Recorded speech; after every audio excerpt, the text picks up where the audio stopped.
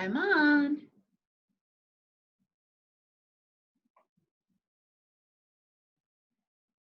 Hello, Nailers. I'm going to unmute you. I'm going to ask to unmute you. Hello, Jessica. Oh, I can hear you nice and loud and clear. Good. Jim, why don't you get a little closer so you're a little bit more on the screen? Guys, squeeze in toward, yeah, squeeze toward each other a little bit. Yeah, okay. Okay, perfect. Okay, we have about 25 different registrations, so I'm hoping there's like 35, 40 people. Okay, let's see who's here now. Owner. I don't know what that is. Huh. I have no idea what that is. Owners. Oh, there's somebody. That one's. Hello, everyone. You're signing on muted, but I see Jim Fisher on the line. You're muted at this point. You can unmute yourself if you want, and then we'll mute everyone again when the panel starts.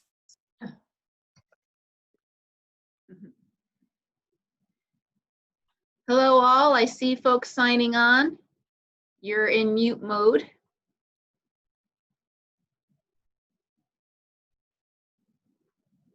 And I don't know.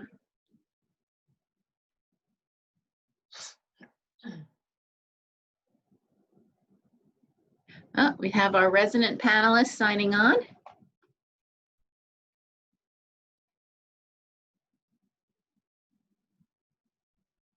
I'm always happy when technology works. I'm going to unmute you, Sarah. Wow, do you think I had words to say this morning? Well, you're our honored, the residents are our honored hosts here. Jessica? Yeah, so hi, Nancy. Hi. Thrilled we see everyone signing on. We had about 25 different registrations, and we have 9 residents signing on, plus the marketing team. Hello, John. You see John?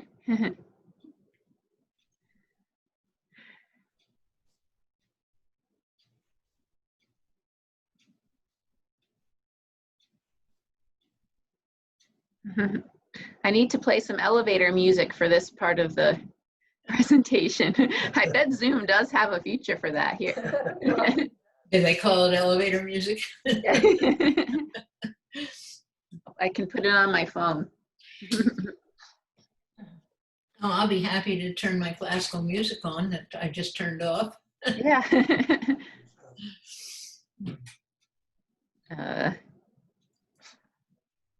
There's so many things that this platform can do that I don't even know how to do yet. I just learned yesterday you could actually live stream a Zoom session on YouTube. Mm-hmm. So I thought that was pretty cool. Do it with the chat. Yeah. Diane and John, you're unmuted now. Yes. We are. So are Malou and George. And I see the Harrisons are chiming in, logging in. Jessica, is the lighting okay, or is that still too bright back there? You guys look good, Malou and George. Okay. Could James turn off his fan? It shows above his head and it's going to drive us nuts. Hey, Jim, there's an illusion of your ceiling fan up there that's kind of making it look like you're in a strobed room. Oh, him. I'll there because I'm not. Let's see. Or maybe, yeah, face your there. Perfect. There you go. Oh, thank you, sir. Thank you. There's 3 sides to this table, so we're. Karen should sit on the cushion. We can't even see her. Is that better, John? Better. Karen's head only. Karen. Kendall, yeah, being a Kendal resident, you're not afraid to ask for what you want. It's really nice to see some of you that I know on the screen and some that I don't know. Thanks for joining. Hey, Diane, Nancy Whiteley here. Hi, Nancy. Good to see you. Thank you. It's good to see you all. Greetings, Karen Pleva. Yeah. We can only see the See Karen's top of her head. Yeah. You have a pillow, Karen? You have a pillow you could sit on or below your computer screen? Is that Gina Cropper, the dancer?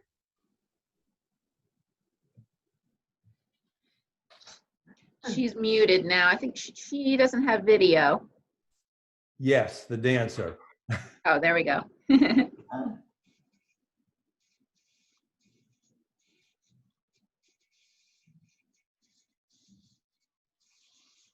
Jessica, how many do you expect to be on in addition to Kendal?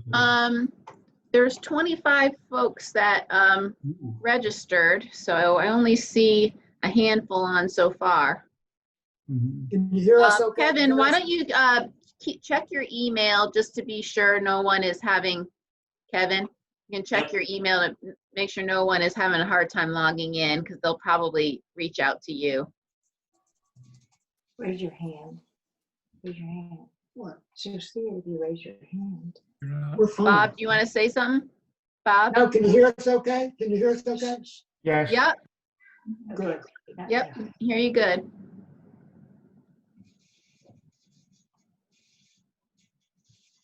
Got 1, 2, 3, 4, 5, 6, 7. Where is everybody?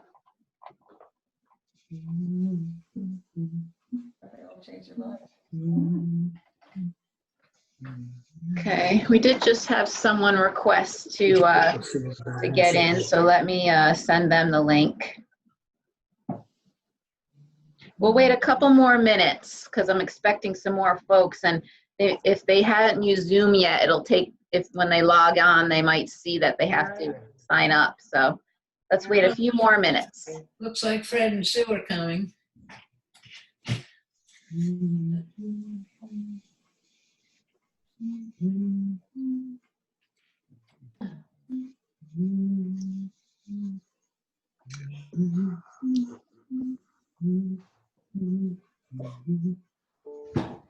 See all my boxes back there? I'm packing. I'm getting ready to go back home to Rockbridge Baths. Ah. Oh,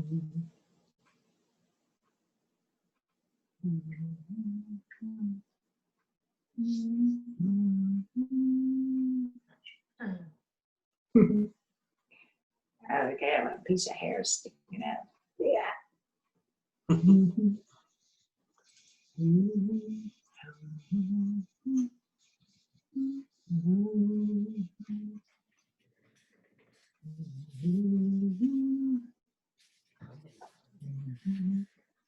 What?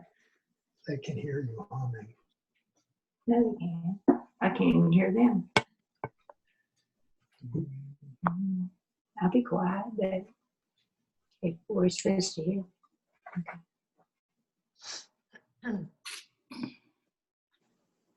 Oh, why are they hear that? They can hear you. Sue, what are you up to? Not much. What are you up to, Sarah? We've got your screen sharing somehow. Yeah. Let me see why you have screen sharing ability here. Maybe just hit stop share. Me? All right, I'm able to do it. Yeah. There we go. There. There you go.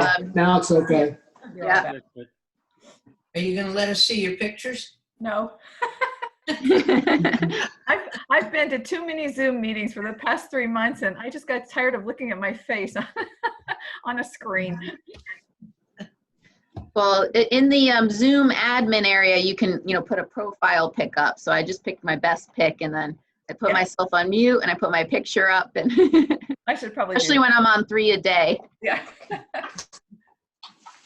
Okay, we have a few more folks on. So I think what we'll do is we'll get started, and others may join on, but they join in and mute, so it shouldn't disturb us too much. So just a few housekeeping things before our marketing staff person, Kevin, takes over as our host today. That if you could please keep your screen muted, just because the microphones do pick up chairs moving, papers rustling, those type of things. And then we'll be asking the residents to answer some questions, and then we'll have plenty of time, a lot of time at the end for all of you to just ask direct questions. And how we'll do that is just raise your hand and I'll be able to see you. And we can let you ask your question. If there are those of you who want to use the chat function at the bottom of your screen, there's also a thing that's called chat. You can send a message to me, which I am the host, or to everyone, if you have a question or you would like to interrupt to ask a clarifying question. So and just to let you know, this session is being recorded. Kevin, I'll let you take over. And actually, one more thing, you may want to put your Zoom in speaker view. So when you're in, it's in the top corner. When you're in gallery view, you can see everyone who's on the call. When you're on speaker view, whoever's speaking, you'll see them large on the screen. So I would recommend being in speaker view for this part of the presentation. And now on to you, Kevin. Well, good morning. Welcome to the Kendal at Lexington Resident Speaker Panel Series via Zoom. I'm Kevin Cavanaugh, host of today's session called Getting the Inside Scoop. Joining me in moderating today's panel discussion is, well, you just met her, Kendal Marketing Director, Jessica Bueller. Hello. Nice to be here. Kevin, why don't you take? All right. Well, since precautions against COVID-19 currently prevent us from inviting prospective residents on campus, the purpose of today's session is to have a panel of current Kendal residents answer questions that prospective residents have while trying to decide whether Kendal at Lexington is right for them. Now, we're also going to leave time, as Jessica said, at the end of today's session for live questions from the folks who have zoomed in to watch and listen. You can also pose questions during today's session by typing them into the chat function that's located near the bottom of your screen. Now, if you don't see an icon that says chat, look for the word more. If you click on more, then you'll see chat as an option. So if you have a question during the session, click on chat. It'll open up a chat box on your screen and you can just type in your question, and then either Jessica or I will acknowledge that question either during the session or at the end. And of course, we'll get to as many of them as we can. So before we get to the inside scoop, let's introduce today's speaker panel. Diane Herrick is currently president of the Kendal Residents Association. Diane is originally from Minneapolis and has lived in Chile and in the United Kingdom and other places in the US before settling in Lexington, Virginia about 40 years ago. Diane moved to Kendal in 2013, but her involvement goes back to the 1990s when she served as project coordinator of Lexington Retirement Community, the group that created what would become Kendal at Lexington. Diane, thanks for joining us this morning. Diane, say hi. Oh, hi. I was just waving my hand, but hi. If they have you on speaker view, only if you talk will they see you. Okay. Our next panelist, John South, has also lived in a few other places before arriving here at Kendal in 2012. John was actually born in Panama, grew up in Rio de Janeiro, and has lived in Mexico City, Madrid, and Paris, among other places. In all, John has lived in 8 different countries and 12 different US states. He and his late wife, Martha, moved to Kendal at Lexington from Longmont, Colorado, just north of Denver. John speaks Spanish, Portuguese, and French, but has promised to speak mostly in English in today's session. Good morning, John. Bom dia, Kevin. Tudo bem? All right. Kevin, why don't you take over all of the intros here? Okay. Bob and Suetta Harrison are relative newcomers to Kendal at Lexington. They will celebrate their 1-year anniversary as Kendal residents this September, having moved here from Crozet, Virginia in 2019. Bob and Suetta are world travelers, normally taking several trips each year, particularly with their 4 children and 6 grandchildren. Now, obviously, they've been staying close to home during this pandemic. Still, they get out of the house for walks every day and are looking forward to resuming their busy travel schedule when it's safe to do so. Thanks for joining our resident speaker panel, Bob and Suetta. Thanks, great to be here. Our next panelist, Sarah Giddings, is one of the original residents of Kendal at Lexington. She and her husband, Don, and their dogs, Misty and Toby, arrived here in October of 2000 from Raleigh, North Carolina, and lived in the Webster Center for 10 weeks while their original cluster cottage was still being built. 8 years later, they moved to a cottage on Sycamore Lane. Don passed away in 2016, and Misty and Toby eventually crossed the Rainbow Bridge too. Sarah has remained active in the Kendal community, having served on the Residents Council and a variety of committees, including culture and entertainment, fitness, and library. Sarah's current dog, Mahler, is a campus favorite. Good morning, Sarah. Good morning. I was hoping Mahler would appear, but he might still. Those are his toys in the basket in the background. Fran and Jim Naylor moved to Kendal at Lexington from Rockbridge County, Virginia, exactly 1 year ago in June of 2019. She is originally from northern New Jersey, and he was born in southwestern Kansas. They each have lived all over the world, but started taking life's journey together when they got married 27 years ago. Both are active in the greater Lexington community and are wonderful additions to the Kendal at Lexington community. Jim and Fran, thank you for being here to help provide the inside scoop to future residents of Kendal. Hi, everybody. Good morning. And last but not least, joining our resident speaker panel this morning are Malou and George Pagari. George and Malou are longtime Lexingtonians and moved to Kendal in 2017 from a very short distance away, Ross Road, which is just on the edge of our campus. George is a professor emeritus of mathematics and computer science at VMI. Malou has had a varied career, having been a hospital dietitian, a second grade teacher. She's held a variety of retail positions as well. She's an enthusiastic hobbyist, a community table volunteer, and an actor in local theater productions. George and Malou, welcome. Hello. Nice to be here. Good. Can you see us? Yep.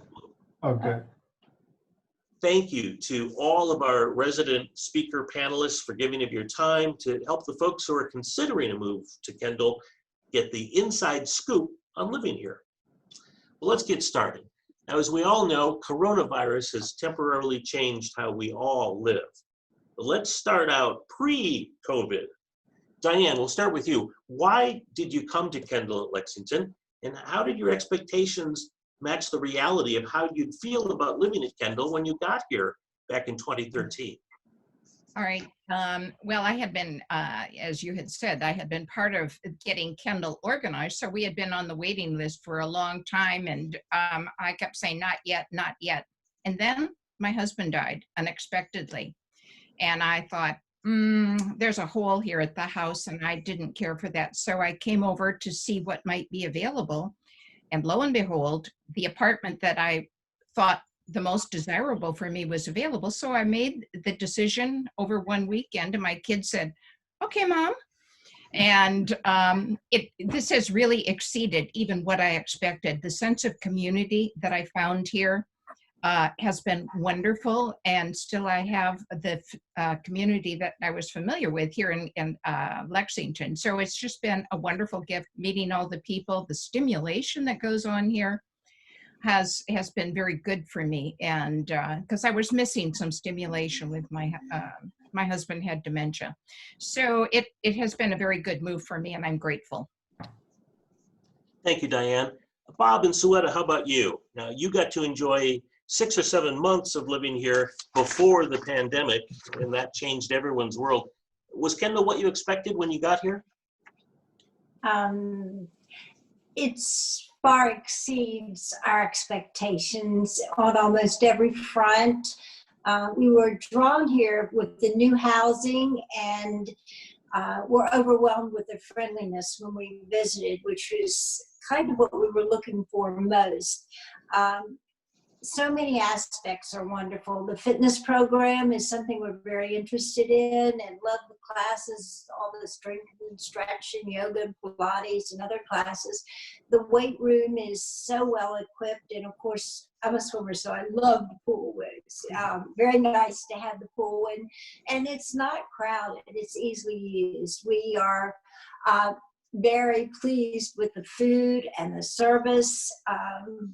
And the activities are so, there's so many. We can't participate in everything, but I think that the biggest thing that we were impressed with was the people, the community spirit, the compassion and caring, the honesty and the integrity of the people here. Thank you, Suetta.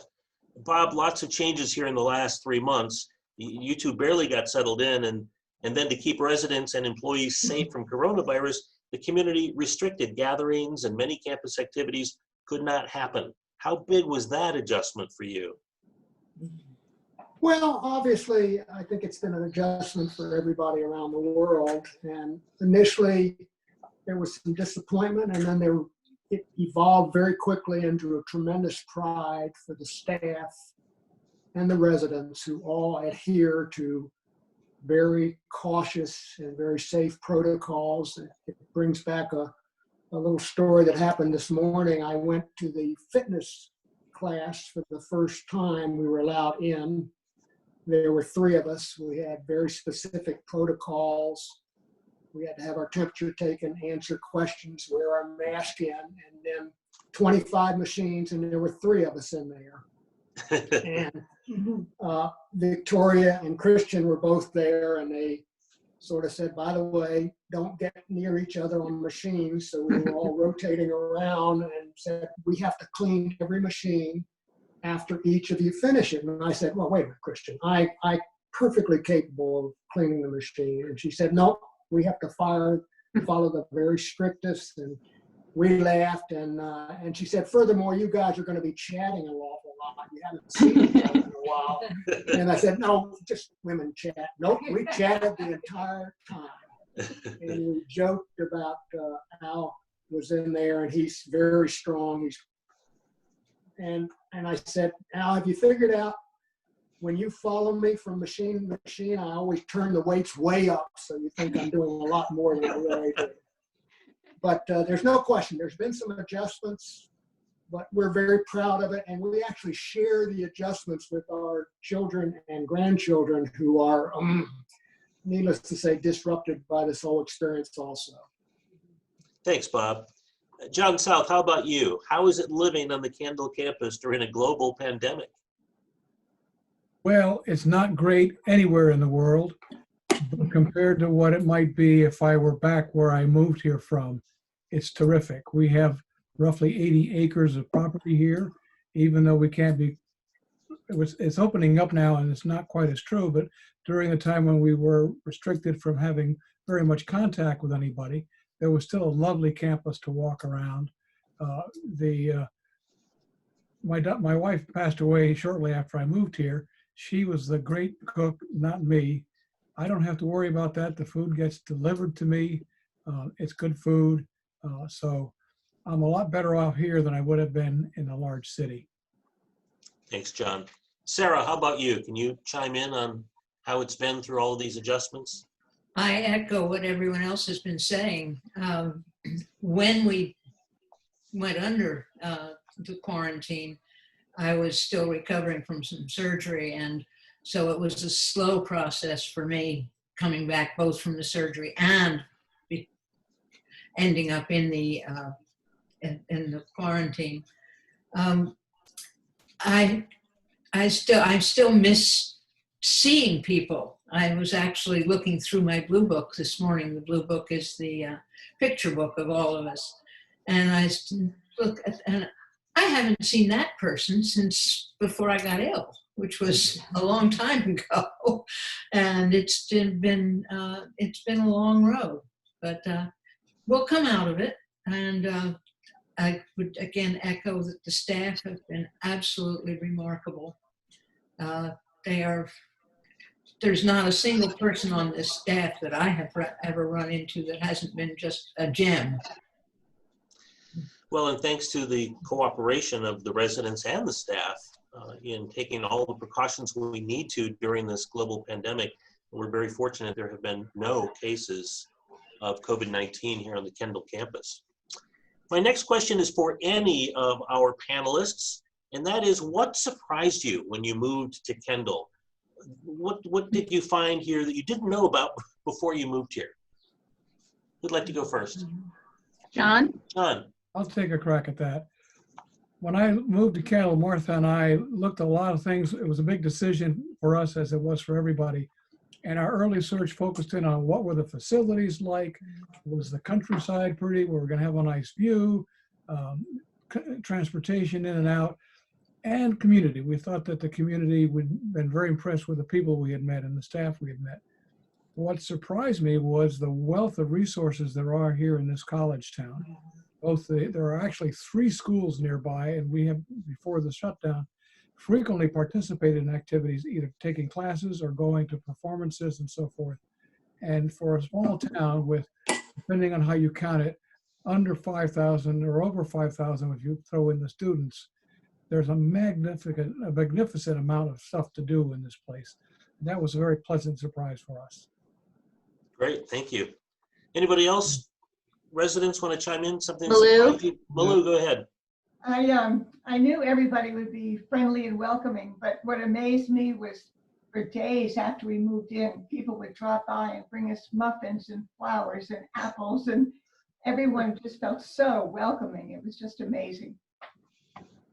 Thanks, Malou. I think a big surprise for me are all the activities. John alluded to some. We also have something called a Kendal College, where we bring in speakers from the schools or elsewhere. And we've had interesting topics. We had a series on French opera. We've had a series on the Israeli-Palestinian conflict. So I think that's impressed me. And as John said, having 3 colleges here, there's so many activities from cultural to sports, lectures. It's been more than I expected. And the food, someone mentioned food. Well, you know, when we came here, Malou and I, it was for security for the rest of our life. And we've been very pleased. The food gets delivered each day to our door.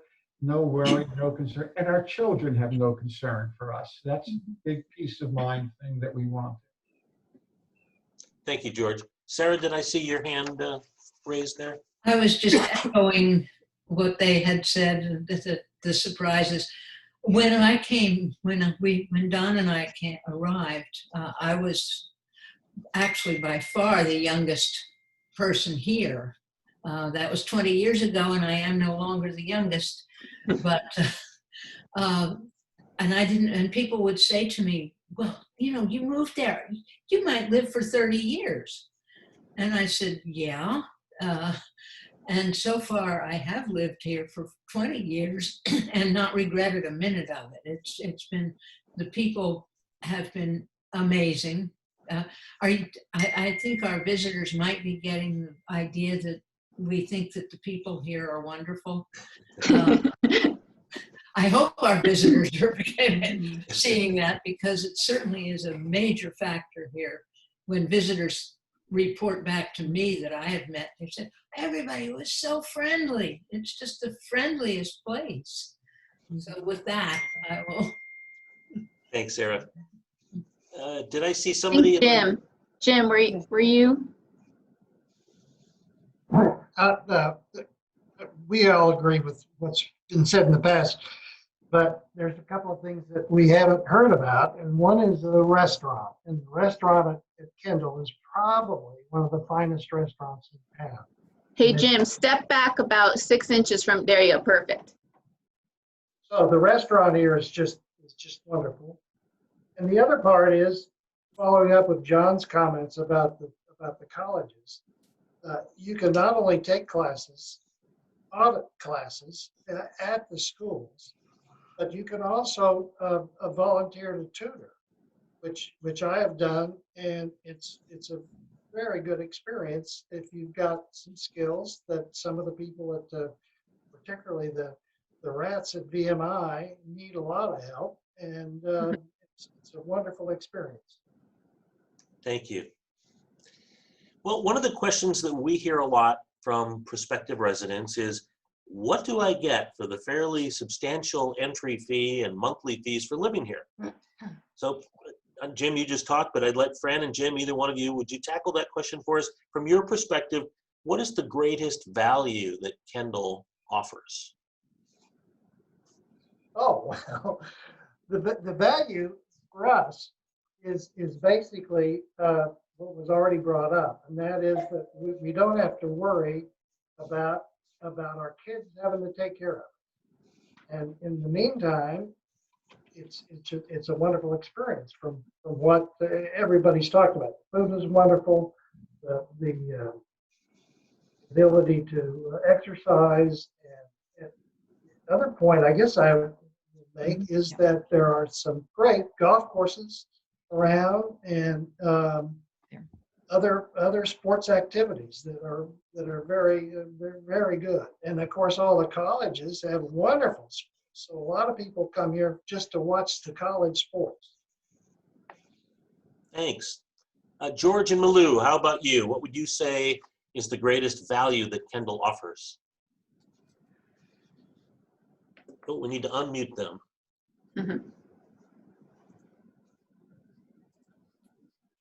Ready? Be ready now. Okay. Big thing for me was peace of mind. We both went through difficult times with our parents. Not that we were complaining, but it was pretty rough. And we looked at each other one night and said, we are not going to do this to our children. And we had been on the futures list for 20 years. And like Diane, they call every few months. Are you ready? No, not yet. And we decided almost overnight, yes, we're ready. We're not going to do this to our children, and we want to give them peace of mind. So that was the big decision making. Ditto, and as I mentioned with this COVID pandemic, we were right. I never expected to be so well taken care of during this, and had it not been for this, we would have had a more difficult time, and maybe even become dependent on others, which we didn't want. Thank you. Diane, how about you? Yeah, I did have my hand up. When I was trying to make the decision, I thought of the upkeep on my wooden house, and I was thinking about the taxes that I paid, and I added up about $10,000 that I wouldn't be paying if I lived at home with utilities and things like that.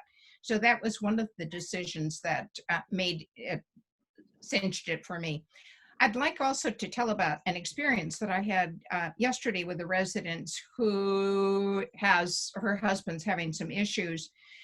And she said, but you know, because I'm here at Kendal, I know that we are in the best place that we can possibly be, and that our kids are so grateful that we are here and that they don't have to worry as well. She said, this is really the best decision we have ever made in our lives. And I was really struck with the vehemence with which she was saying that, because she knew that if it would be that her husband needed to go to a different part of the campus, that it was there and that her fees still would not go up.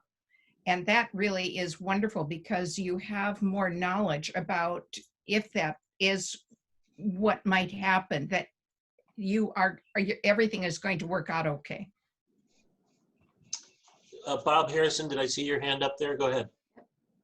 Yeah, this is a difficult session because everybody's saying everything I want to say. but actually, I think the thing that is most difficult to assess when you're outside before you move in is the unique culture. The physical facilities, Lexington, that's all great and it's very positive, but the culture of the combination of your residents and the staff is extremely unique. And Suetta and I are very fortunate. We keep up with our high school friends, our fraternity brothers, our college roommates, the people we worked with, our neighbors. Yet we have more friends, staff included, here in Kendal than we've had collectively over our entire lives. Now, we're both only 39, so I think we have more time. Yeah, a couple of you have mentioned that the broader Lexington area is part of the value of being here as well. And for those who have moved here from other places, I think that is a pleasant surprise that there's something, the charm and the educational offerings of this little town are pretty amazing. Well, the next question that I have is for all of you, and that is, what are you most excited about for the future as a Kendal at Lexington resident? Who'd like to go first? John. I'm John, that's excited there. to think that the pandemic will abate and that we'll actually be able to go back to more of a semblance of normal life, where we have 3 or 4 activities on or off campus that everybody could participate in every week, that we could eat in the restaurant that Jim talks so highly of, and go back to our wine and conversation evenings, and just get back to normal living with all the friends we have here. I think we're all looking forward to that. Bob, I see your hand up there. Go ahead. Yeah, we're so proud of the decision we've made, although I'm not sure where the credit should go. But we'd love to share it more with our family. We had our family in Alaska flying in, staying at Sunnyside, which is a fantastic place to have outside visitors stay when they're visiting us. And so we really want to share this with our family and hopefully have them they feel very confident and comfortable today, but feel that much more comfortable knowing where we are and the tough life we're living. Thanks, Bob. Malou, is that your hand up there? Lou and then Sarah. Bob just mentioned Sunnyside, which had not been mentioned yet. That's the original home on the campus. And when we first moved in, we found out sort of at the last minute that our movers could pack us up, but they couldn't bring everything over for 3 days. And Kendal graciously offered to put us up at Sunnyside, which was an unexpected perk. That was very nice of them to do that. We appreciated that. Thanks, Malou. Sarah, go ahead. I will add to the Sunnyside story that we did not stay in Sunnyside when our cottage wasn't ready, when we moved in 2000, because Sunnyside was in very poor shape at that time. It was uninhabitable, and a very generous donation restored Sunnyside.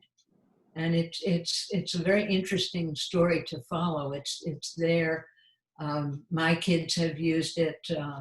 I won't get into stories of my grandson trying to use a wad of paper to unlock the door because he couldn't find the key. But it's a wonderful addition to this campus, and it's a great place to put up your family or friends or whatever. For those who have not been on our campus, Sunnyside, as was mentioned, is the original, I think, farmhouse of this property. And I don't remember how old. It's over 100 years old. Does anybody know exactly when it was built? Diane? The house was built in the late 1700s, and it had been added on to, and this whole property was given by Fred and Isabel Bartenstein. And Isabel grew up in the house, and there's wonderful stories there. And having been part of the original group, we had to decide about the house because it was absolutely a liability. It was a big elephant here, and yet it is the icon for our community. And after Fred and Isabel also donated the money to have it brought back to where it is now, It now includes 5 guest rooms upstairs where my granddaughter loves to stay because it has a very gracious curved stairway, and she thinks she's a princess coming down the stairway there. And she loves it, and so does her mother as a vacation. And then on the main floor are wonderful facilities, rooms, a dining room and a big meeting room and a very well-appointed kitchen and so on. And on the lowest floor, off of the outside back patio, are some craft rooms that residents can use. So it really serves many purposes here. And it forms a wonderful, it's sort of an anchor here in the community to make it have a sense of place. It is a beautiful building. Sarah. I just want to say that Diane's granddaughter is not the only one who loves that staircase. My 2 granddaughters from 2 different families love to meet, and there's a little area underneath the curving staircase where they used to hide and have secret meetings of the granddaughters. So Sunnyside has it for everyone. You ladies are making me feel guilty, because when my family comes, my granddaughter has to stay with me, and my son-in-law and my daughter are the ones that want to stay at Sunnyside. All right. Well, thank you all for your comments. I did promise that we would leave lots of time at the end for some live questions from the folks who have Zoomed in to hear our resident panel, and that time has arrived. So if Kevin, you I do have one question already. Oh, okay. So someone is asking, you can raise your hand if you want to say who you are, but where do you go for off-campus medical care, regular doctors, specialists, etc.? Diane? Oops, you're still muted, Diane. Okay, got it. Sorry. The thing is, there are specialists here in town and GPs, and we have 3 areas around here. One is down in Roanoke. The Carillion Clinic has a hospital here in town. It is sort of a feeder. If greater emergencies come, then they can helicopter you down to Roanoke. Another place for medical attention is up at Augusta. It's about 45 minutes away. And then over the mountain is UVA. And all 3 offer wonderful medical care for people. And we have a nurse practitioner here on the campus, and it's really a nurse, and it's really very helpful to be able to drop in to see her, and she can say, yeah, I think you better go check on this, or like, well, let me see what I can do. I'll just make a note, some of you watching may see some folks get up from their chair after their door is now lunch delivery time. So you get to see the workings of the campus in action here. Okay. Folks. Anyone else want to add to that question about medical care in the area? Bob? Yeah. Yes, I would like to just remember to point out that we do have Velocity Care also, which is the walk-in medical care, and it's been very helpful. And it does take a lot of the stress off of the emergency room at Carillion. Mm-hmm. Thanks, and Bob? Yeah, I think our assessment is that there's options, very highly qualified, very responsive options locally, as well as Suette and I moving from Crozet. We still keep a major medical practice at the UVA medical system. And the local, but we see lots of options locally. And I don't think medical care here should be an issue, be it routine or serious or an emergency. There's lots of options. And there's a follow-up question here. Does Kendal provide transportation to these out-of-area medicals? And we do. There's a cost to it that's less than it would cost for a taxi or other medical transport, but we do have a service to do that. Let's see, we have John. I just wanted to add that when I came here and I saw that some of these places that I go get care were 40 miles away, or in case of UVA, more like 70 miles away, I thought, wait, that's a long way. But then I compared it to what it took to see a specialist when I lived outside of Denver, and it was just as long a drive, not as many miles, but just as to get there. So it turned out to be easier to do than expected. Yeah, that's true. Sarah, you've been waving your hand there for a while. I just want to add that in the last 6 months, I have experimented with a lot of the medical care, and it works. It's a very effective way of being taken care of. They shipped me in a ambulance from the local hospital to Roanoke, and that worked just beautifully. And I will add too, of course, that Medicare covered all the costs. So far, my illness has not cost me anything except dog boarding, but we won't get into that. Does anyone else have any other questions? You can text me in the chat function or just raise your hand and we'll call on you. You can unmute your screen. Woody? Yes, I'm Woody Rutter, and I live in Beaufort, South Carolina. I went to W&L and have been seriously considering Kendal. This has been you all are great spokespeople for Kendal. I just wondered if there are anything that need improvement. Are there things that you have on the drawing board, or things that residents have asked for, or anything that could stand some improvement? I realize this is the marketing thing, but I think it's a valid question. I'll give it a try. Go ahead, George. Construction to be completed. That would be a big improvement. It's been going on, but I can see the end in sight, and the improvements are going to be immense. Beautiful new additions to cottages. The dining room is going to be improved, and the facilities for extended care and assisted living are vastly improved, as good as anything, and we're getting to accolades for that.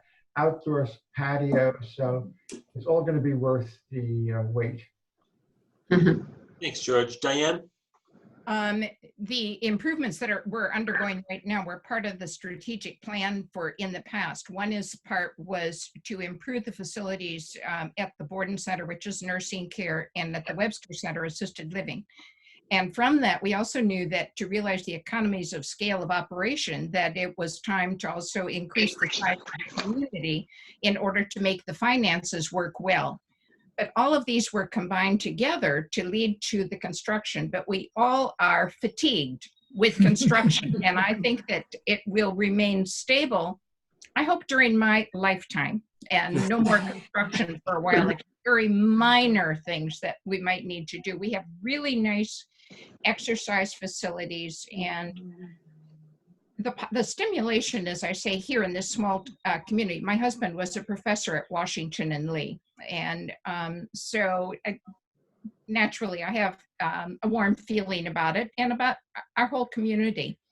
So I think it's been a good place for living for someone like you who's considering coming back here and living here. Thank you. Thanks for your question, Woody. Anybody else have a question for our panel? Oh, it's John. Go ahead. Wants to add. Oops. Oh, unmute yourself there. Yeah. Could I respond to Woody's question with one more comment? One of the things that attracted us to come here is the size of the community. I mean, we have a certain balance between what makes it economically viable and what makes it easier to live in. And this is, I think, got the sweet spot. But one of the things about improvements is that the residents here don't wait for things to happen to be done by the board or by the staff. We get involved, and a lot of things are happening every day that the residents take charge of and work on. And so, and being the small size we are, that's much more possible than it would be if we were a large organization with, you know, a lot of structure. There are advantages to structure and planning, and then there are disadvantages. And we found a sweet spot. So if you find something that needs improving, you get to do it yourself a little bit, or good. Any other questions from our guests here? Okay. Couple more seconds. Well, I'll add that we are, as many folks have spoken to this week, there are some activities that are starting to open up with, of course, a lot of caution, but we're able to regather a bit more, and we are able to host some of you on our campus. If we're limited to mostly outside tours and some open cottages, but we are starting to open that up more. So if this is something that's becoming like, wow, I really want to make this move sooner than I thought, please reach out to us, and we are able to accommodate that in a modified fashion. A lot of folks often ask us about what happens when someone does need more care. And Diane spoke a little bit about this at talking with a resident who felt like very secure because her husband might need to go to that next level of care here and her fees not changing. But Diane, do you want to speak a little bit more about the continuum? Yeah, I'd be happy to. When we were first starting, we had one couple that passed the medical exam and had signed the contract, even while we were in the process of having construction. But during that time, his wife had a stroke and needed to move immediately after, when it was ready, into the Webster Center for assisted living care. And he continued living at his cottage. And so they did that. They were able to do it, no increase in fee.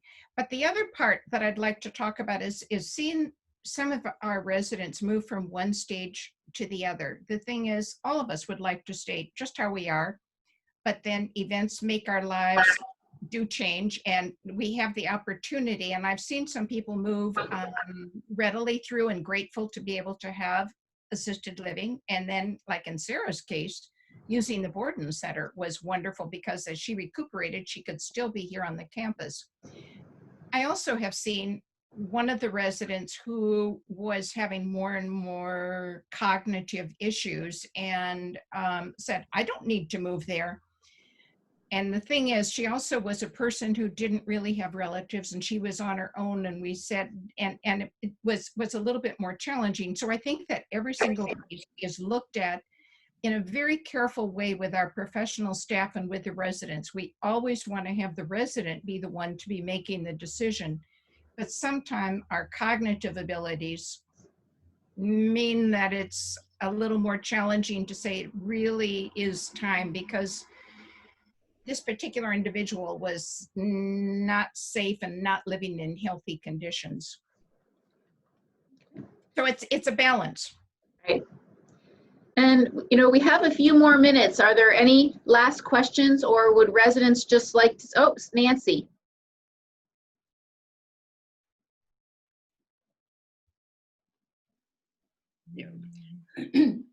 Some of you have been there, Diane, like you and John have been there, and others for a long period of time. So you were younger when you entered Kendal. I've reached the point that I'm not so young and am considering it. Is it worth it for me? Is it financially worth it for me to do this at an older age? Mm-hmm. Trying to see on our panelists who may have moved in the oldest. Who was any of you late 70s when you moved in? Jim, you want to speak to that? We are. Am I unmuted now? Yeah. Yeah. Well, I'm 82, and so we have been here 1 year. And we just love it. The only part that I have had trouble with is that I had a really nice woodworking shop, and I don't have that anymore. On the other hand, they've got a small woodworking shop here, and I'm thinking about starting to do some work there.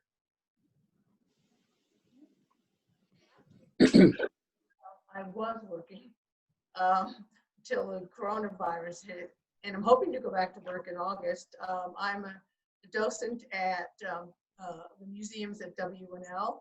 And Brian, pull up a little closer to your computer. as I was saying, when we moved here, I got involved with being a docent at Washington and Lee, and I have been there now for almost 15 years. And I'm hoping to go back when they open up in August, if they're able to do that. But my life, my life hasn't changed. It's gotten so much better. I mean, I can go to work. I don't have to worry about anything that's going on, as far as like everyone's mentioned everything that we love about this place.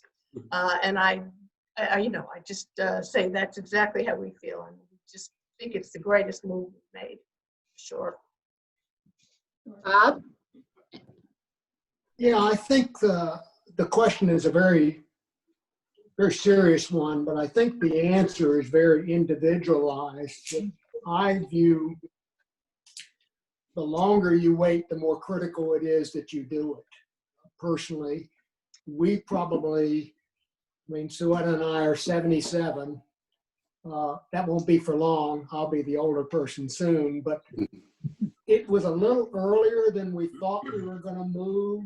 But in retrospect, now that we've done it, boy, I actually think we would have preferred to have done it a couple of years earlier. But as the years go later and as we lose control of what's going to happen physically or mentally, I think it becomes more and more critical to move in, as opposed to having the options you can't participate in. Somebody else is going to participate in those options.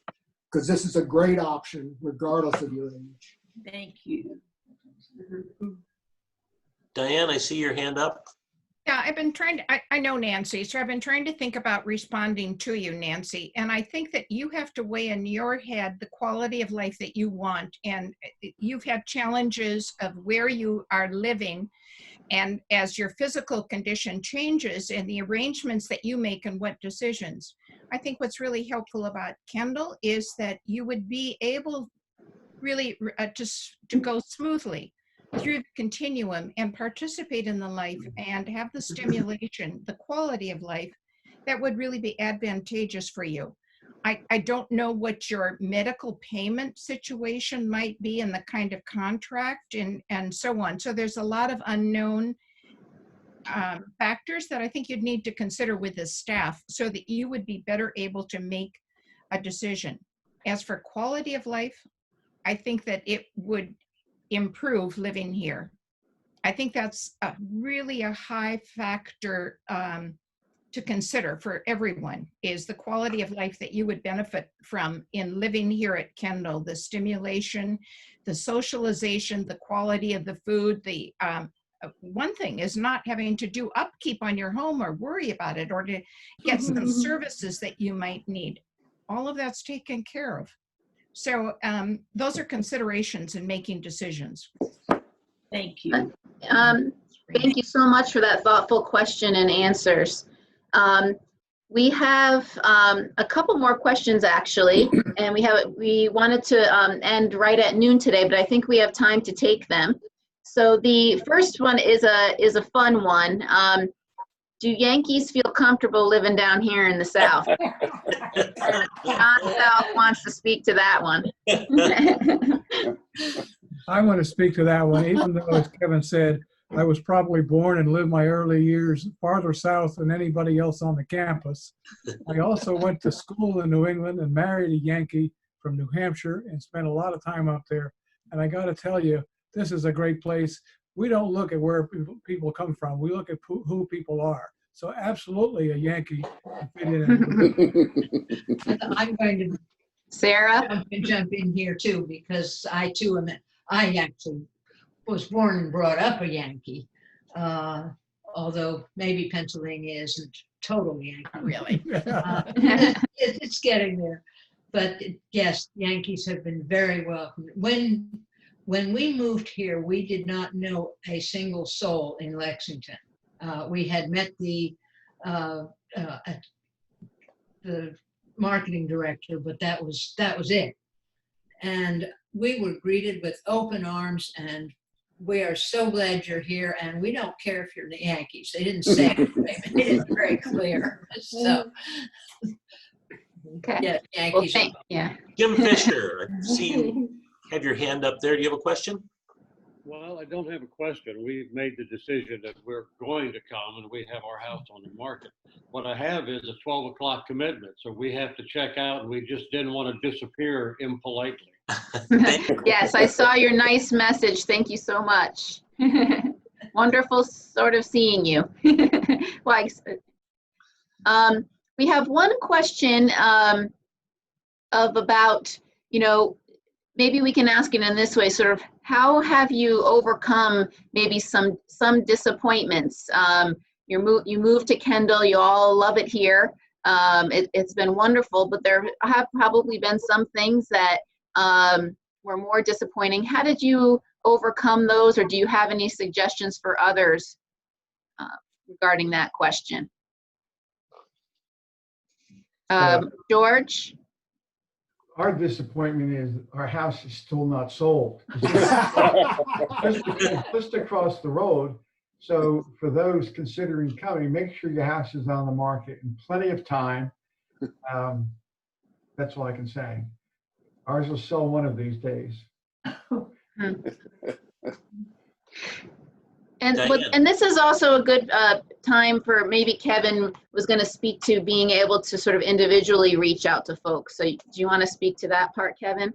Sure. Yeah. The panelists have all agreed that if any of our guests here want to speak one-on-one with them, they're willing to have that conversation. During normal times, it would happen right here on the campus. But if any of you who have been listening in today would like to speak with any of these panelists individually, if you'll just send me an email and say, hey, I want to talk to George and Malou, or I'd really like to hear more from Sarah if I could talk to her, you let me know and I will make that happen. I'll send you contact information for the panelists that you would like to speak with or exchange emails with, and then you take it from there. All right, well, if there aren't, oh, I'm sorry, go ahead, Diane. Just one last comment. It was on disappointment. I would say that one thing would be an adjustment. When you move to a community, you're going to maybe make your decisions and act a little bit differently than you would if you had your own house. And it takes a little bit of time to understand that when you're in a community, you do live it a little bit differently. But I don't think that that's a difficult decision or a difficult challenge for people. I can't say I have any disappointments. Thank you. All right, if there aren't any other, oh, I'm sorry, Woody, you've got another? No, I just want to say, in my one brief visit to the campus, I went there unannounced and walked the campus with my dog. And my dog was very impressed because everybody paid attention to him. So I'm glad it's a pet-friendly place. Yeah. You have a good veterinarian in town? Lots of them. Lots of them. Okay. All right. Well, that concludes today's resident speaker panel, Getting the Inside Scoop. Hope that you've gotten some questions answered. And I want to thank all of you for attending and participating. Thanks to our resident panelists for taking the time to answer the questions today. Those of you who are future residents or contemplating becoming residents of Kendal, if you would like to continue the conversation one-on-one with a member of the marketing team, Jessica or Katie or myself, or with any of these panelists, just send me an email and we'll set that up for you. We are having another session in about 3 weeks. It'll be a mostly different panel and different topics and questions. Our next Zoom panel meeting will be Thursday, July 9th at 11 a.m. And the topic for that one is downsizing, tips and advice. Have some free time on your hands? Well, this may be a great time to start the downsizing process to ready yourself for a move. An opportunity to hear from those with experience on their tips and strategies for cleaning out those closets and planning for the furniture. Probably not. You'll be getting an invitation next week for that July 9th Zoom meeting, or if you want to sign up right now, just go to the Kendal at Lexington website. Under Trending Now, click on Events, and you'll see a description of the program and a place to register. So thanks again, everyone. Stay safe. Wash your hands for 20 seconds. And I hope to see you someday soon here on the campus of Kendal at Lexington. Thank you all. Thank you. Thanks. That's great.